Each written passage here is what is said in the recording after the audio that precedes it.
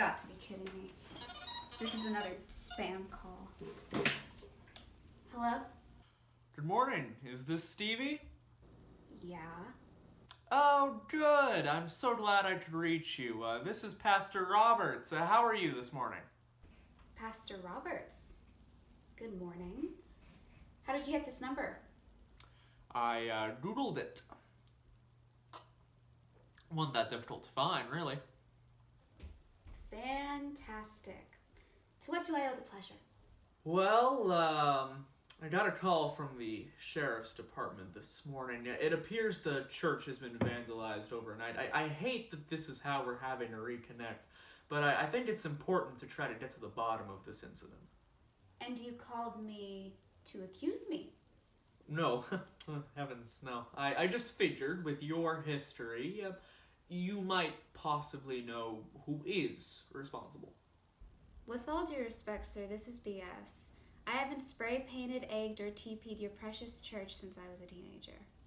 Aren't you only 20-something? I'm 22. What's your point? I suppose I don't have one. Time flies, doesn't it? Well, I suppose I should reach out to some of your old friends to see if they know anything. We've grown up since then. I'm sure they have better things to do than vandalize their hometown church. Most of them went to school out of state. I think I'm the only one still here. You still live in the area? I thought you went out of state as well. You've stopped coming to church. We missed you. Oh, I don't think you have. Y'all don't want me back at church. My parents didn't tell you? I thought you went off with your friends. Your parents told me you stopped calling. Oh boy. Well, this is fun. I didn't get to go off to college. My parents kicked me out and cut me off after graduation. Oh, Stevie, I'm so sorry to hear this. I don't know why they would do something like that. Your parents are good people. They come to church every Sunday, and they always give so much to the church. Why didn't you come to me? I feel like there's something I could have done to help you. But there are conditions to that help, aren't there? I wasn't really looking to come back to church. Because of what your parents did to you? No, actually, it's what you did to my parents. I'm sorry, I don't follow. They found out I was gay, Pastor Roberts. I'm gay.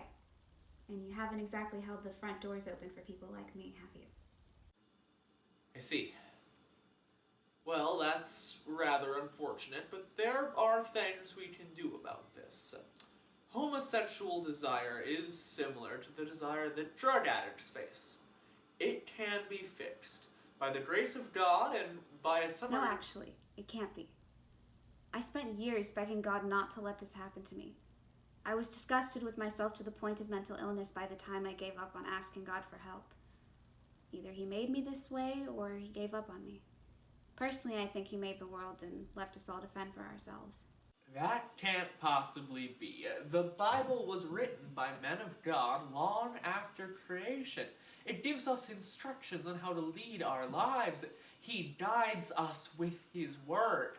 The Bible was written 2,000 years ago by a bunch of self-righteous misogynists with no knowledge of science. I wouldn't necessarily call it a valuable source of relevant information. But it is. It's applicable to every part of our lives. It shows us how to be good people. I think I've managed to figure that out just fine on my own.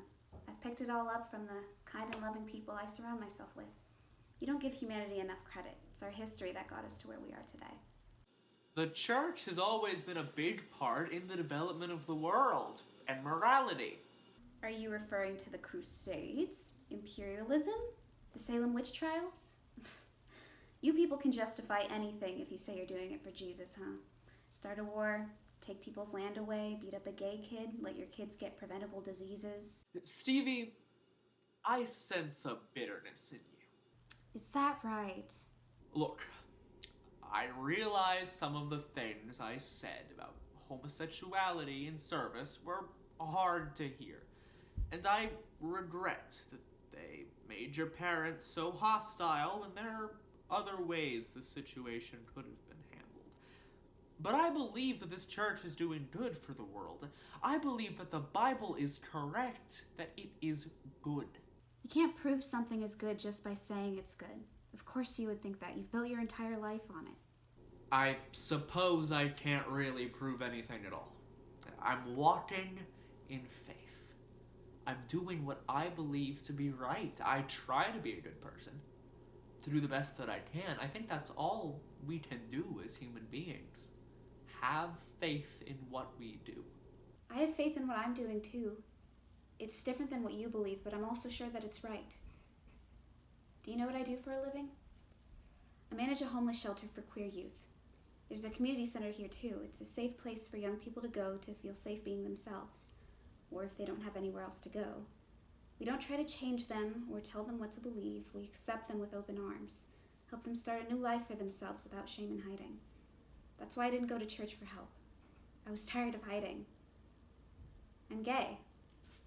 That's my truth, and I'm gonna live by it. God always has his arms open, regardless whether I believe your truth is right.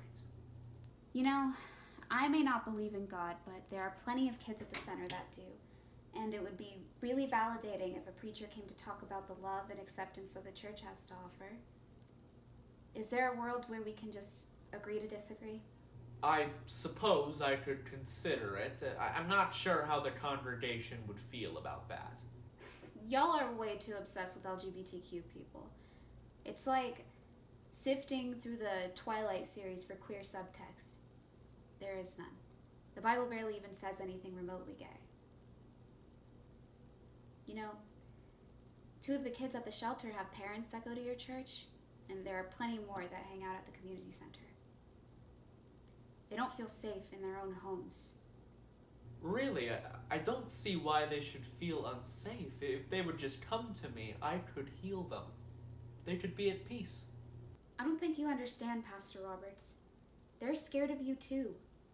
The things we've heard you say in church, the media makes it seem normal, but it's not. It's completely unnatural, an abomination. God is not happy with the United States for allowing this to continue under the law. They can't go to their parents either because they believe what you tell them. They have nowhere to go. They can't be changed. They're looking for acceptance. They can't find that at home. They can't find that at church. All they feel is shame. I was just taught to accept the Bible for everything it has to say. I didn't realize my rhetoric was so... I didn't intend to submit young people to homelessness. And I certainly did not intend to push them away from the church. Perhaps I should tone it down. Yes, you really should. No one deserves to feel like an abomination. Your influence has so much power. It can really hurt people who just want to feel loved. Jesus did teach us to love our neighbors. And yes, they deserve that love too. But may I ask, why did you bother having this conversation with me? Why didn't you just hang up? I guess I just really used to look up to you, aside from my teenage vandalism years. I just wanted to make a difference like you. You know, I think we could learn a thing or two from one another.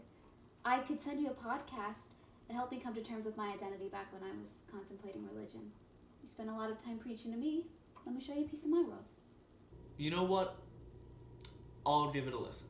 And maybe I could even organize a Bible study for your GBLT community center.